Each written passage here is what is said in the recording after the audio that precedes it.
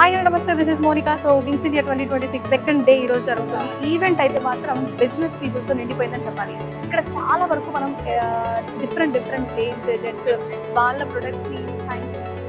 Products ని వాళ్ళు promote చేసుకుంటూ కావచ్చు, లేకపోతే వాళ్ళకి సంబంధించి చాలా వాళ్ళు డిస్ప్లే చేస్తున్నారు. సో మధ్యలో కొంచెం డిస్ట్రాక్షన్ వచ్చింది, ఏమనుకోకండి.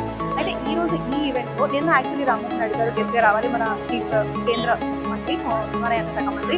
అయితే ఈ రోజు కూడా మళ్ళీ ఆయన విజిట్ చేశారు. ఇప్పుడు నెక్స్ట్ ఆయన స్టాల్స్ కూడా విజిట్ చేస్తారని చెప్తున్నారు. అయితే ప్రెసెంట్ ఏవియేషన్ అంటేనే ఫస్ట్ మనం అబ్జర్వ్ చేస్తే ఎయిర్ షోలో వాళ్ళు చేసే స్టంట్స్ ఇది చూడడం కోసం చాలా మంది ఎదురు చూస్తూ ఉంటారు. 4 days ఈవెంట్ జరుగుతుంది. సెకండ్ డే ప్రెసెంట్ అయితే కొంచెం మీరు క్లోజ్గా వెళ్ళి చూడొచ్చు.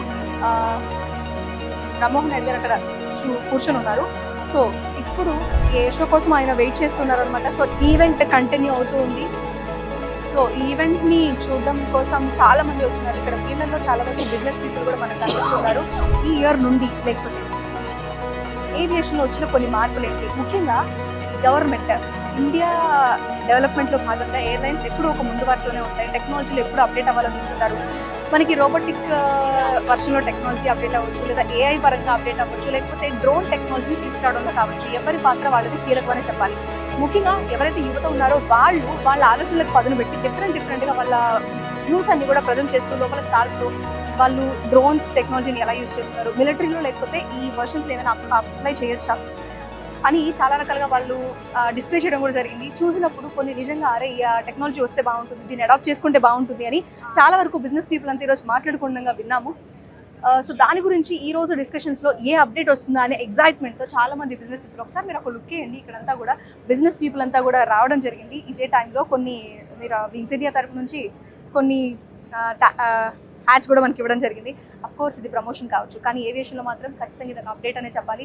ఎన్నో కొత్త ఇన్నోవేషన్స్ రాబోవడానికి ఇది మంచి సిగ్నల్ అని కూడా చెప్పాలి. ఈ ఈవినింగ్ టైంలో జరిగే ఎయిర్ షో మినిస్టర్తో పాటు ఎంతోమంది డెలిగేట్స్ ఇంకా బిజినెస్ పీపుల్, ఒక్క మీటింగ్ లేకపోతే ఒక్క అప్డేట్ టెక్నాలజీ ఏమైనా అవుతుందా, ఒక్కసారి ఒక సక్సెస్ సిగ్నేచర్ కోసం మేము వెయిట్ చేస్తున్నామనే ఆలోచనతో చాలా మంది ఉన్నారు.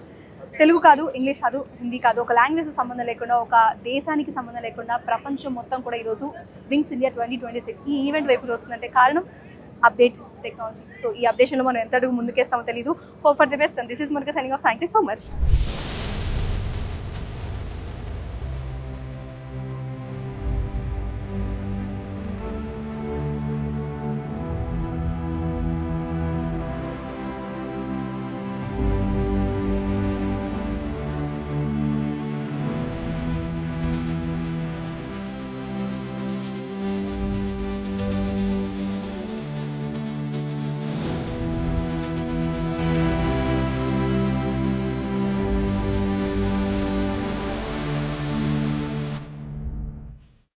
Pilot, air hostess, airport staff, ఏ జాబ్ అయినా ఏరో ఫాల్కన్స్ తోనే సాధ్యం.